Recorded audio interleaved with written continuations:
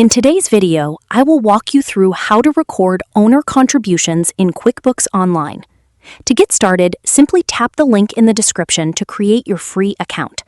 Once you're logged into your account, go to the top left corner of your QuickBooks Online dashboard and click the New button.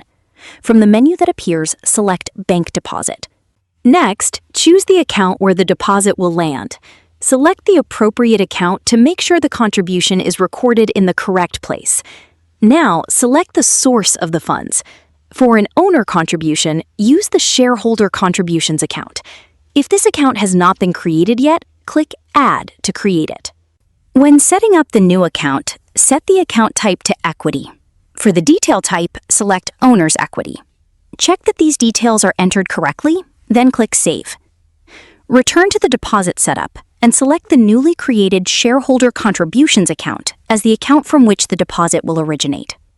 Next, enter the amount of the owner contribution. Check the amount carefully to make sure it is correct. Then, enter any other details requested by QuickBooks. This includes the date and any notes that may be needed to clarify the transaction.